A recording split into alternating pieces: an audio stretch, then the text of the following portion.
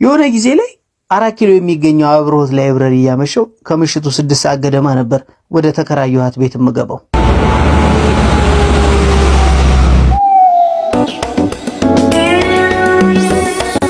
ታዲያ አብሮትን ከሌሎች ላይብረሪዎች ምርጫ ያደረኩት በምቾቱ ባለው የመጽሐፍት የትየሌልነት አለም ስለሚቀርበኝ ሳይሆን አጠገቡ የሥላሴ ካቴድራል ስላለ ከላይብረሪ አምሽቼ ስወጣ አስፈሪ ከሆኑት የሰፈራችን ማጅራት መቼዎች ጠብቆኝ በሰላም ወደ ተከራየኋት ቤት ካስገባኝ በቀጣይ ቀን ወደዚሁ ላይብረሪ ስመጣ ጧፍ እንደማስገባለት ጸሎት ለማድረስ ስለሚመቸኝ እንጂ። አቤት የሰማያና የምድር ፈጣሪ ጌታዬ፣ በሰላም ያልከኝ በሰላም አሳድረኝ።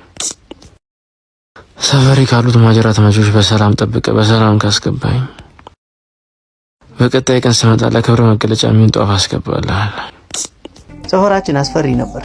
ሰፈራችን ልበል እንጂ እስካለሁበት ድረስ በየቀኑ ተዘረፍኩ፣ ተደበደብኩ የሚለው ሰው ብዙ ነው። ሰው ሁላ ተገድሎ ያውቅ